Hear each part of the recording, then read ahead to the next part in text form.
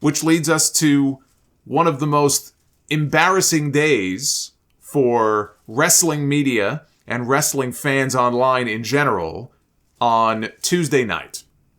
After the Stephanie news, the first person who I saw allude to there being something else going on was Brian Alvarez, who went on Twitter and said that some monster news was imminent. And then others followed with lots of vague tweeting and eyeball emojis with absolutely no context whatsoever. They got everybody all stirred up on the heels of the Stephanie stuff, which was only, a couple of hours before, and the Vince stuff, and they whipped everybody up into a frenzy. Cassidy Haynes of Bodyslam.net was the first that I saw to actually report and come right out and say that he was told that a sale to Saudi Arabia was done and they're taking the company private. He was referring to rumors that the Saudi Arabia Public Investment Fund, which is one of the largest wealth funds, sovereign wealth funds in the world, it's controlled by the Crown Prince, had bought WWE and was taking the company private. Shortly thereafter, we had Steve Muehlhausen, who is a contributing writer for DAZN, tweeted out the same thing, that according to his sources, WWE had been sold to Saudi Arabia's Public Investment Fund. And he said the company will go back to being private and that it's unknown if Vince McMahon will return to head creative, but it is expected by some people. This is the same Steve Muehlhausen who back on January 4th, the day of Wrestle Kingdom, tweeted that, according to sources, Mercedes Varnado will be Saraya's tag team partner on AEW Dynamite in LA against Britt Baker and Jamie Hayter, and that they couldn't announce it or make a major hint because of her still being under contract to WWE until the beginning of 2023. Both of those tweets have since been deleted. I'm going to go out on a limb here and say that Steve needs to find some new sources.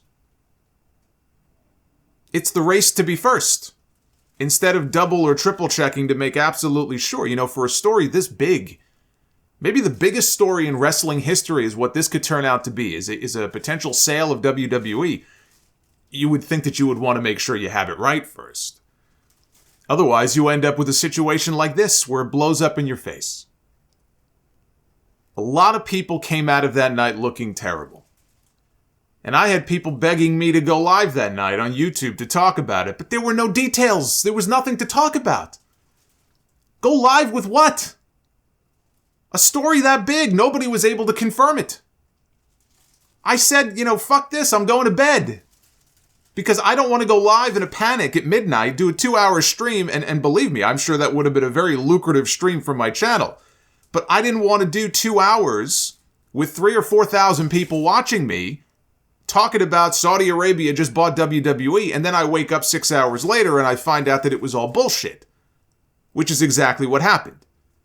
The next morning, Ariel Helwani tweeted, "Contrary to reports stating otherwise last night, there is no deal in place at this precise moment for WWE to be sold to Saudi Arabia's Public Investment Fund or any entity, sources say. The organization is still exploring all options, I'm told. This is a developing story." Keep in mind that Nick Khan used to be Ariel's agent, and Ariel got a rare sit-down interview with Nick Khan last year. Now, I'm not saying Nick Khan was his source, but suffice it to say, he's got connections in that company. Is it possible that this was all just a big trial balloon that somebody in the company leaked to see what the reaction would be? Anything's possible.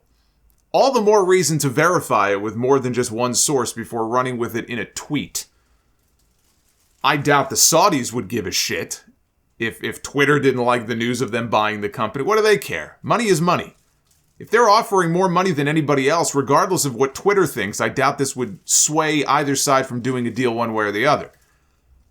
I mean, it's not as if social media pressure made a difference when WWE first announced their 10-year deal with the Saudis to run all those shows. They got plenty of heat for that, right? This was right after the Khashoggi story, and here we are now. We're in year 5 of that deal. They're already halfway through. And I know that there are fans over there who enjoy the shows. When WWE comes there, some of them listen to this podcast. I have fans who listen to this show who are in Saudi Arabia. They enjoy being able to see live wrestling when WWE comes over there. So I can see both sides. The people who don't, watch them out of protest, those crown jewel shows and everything, and the people who get to see them live twice a year. The only thing I said about any of this on Tuesday night was, nothing is confirmed, but I'm seeing the same rumors that you are. Right now, I am reminded of where we were 5 months ago and how excited many of us were for change, finally, in WWE. Be careful what you wish for. More than anything, I'm just sad, and that fucking sucks. And that's all I tweeted. And that really had more to do with the idea of Vince McMahon being back and all of the chaos of the past week. When we should be talking about the Royal Rumble coming up, Triple H's first Royal Rumble. We're heading into WrestleMania season, which is usually the most fun period of the year to be a fan. Instead, we're back talking about this asshole again and wondering if someone like Sami Zayn, everyone's wondering, is Sami Zayn still going to be working for WWE if it gets bought by the Saudis? Which is a valid question. Whether he would choose to leave of his own accord or what, I don't know. That's if Saudi Arabia ever gained 100% full control of the company. We don't know. But I was just sad because we had to even talk about this shit in the first place. And because if it were true, I see it as a way for Vince McMahon to retain power, because I think the Saudis would be more than happy to let him continue to have a role in the company. And you know what that role would end up being. And it made me sad just thinking about it. But I didn't feel comfortable saying any more than that or going live or anything because none of this really made any sense to me. Vince McMahon just came back days earlier. They just announced that JP Morgan would be advising them on a potential sale. We learned this week that WWE has retained the Rain Group as a financial advisor for the sale. They led the UFC's $4 billion sale to Endeavor. Right now, they're in charge of overseeing Manchester United's possible sale. They wouldn't be making these moves if there was already a pending sale. I'm sure there are people who need to be notified of such a thing. If the company was sold, there would be a period of due diligence that has to take place. I mean, I'm no lawyer. Mergers and acquisitions are not my specialty, but this all seemed awfully quick for something like this to be happening. Unless Vince had already negotiated something prior to coming back and the fix was in, but it just didn't make any sense to me. And it turned out not to be true. Now, that doesn't mean that the Saudis won't end up buying WWE. I discussed that very possibility on last week's podcast when I ran down all of the potential names that could be in the mix.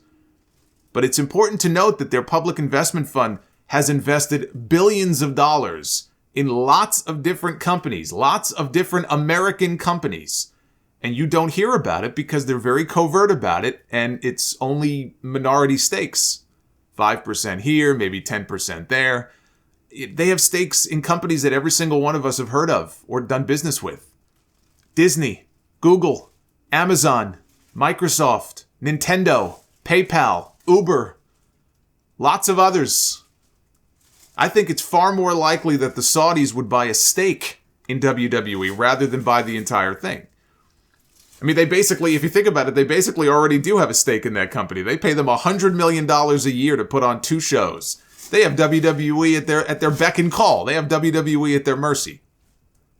But the key thing to consider, and I know others have brought this up as well, is that the vast majority of the money that WWE makes, maybe as much as 90% of what they make, comes from their television rights deals with Fox and NBC Universal. And if those entities have any reservations about working with a Saudi-owned WWE and WWE loses its television, I won't say the company is worthless, the way the WCW was when they lost their TV with Turner, but the company isn't worth the billions of dollars that somebody is going to pay for it if they lose their TV.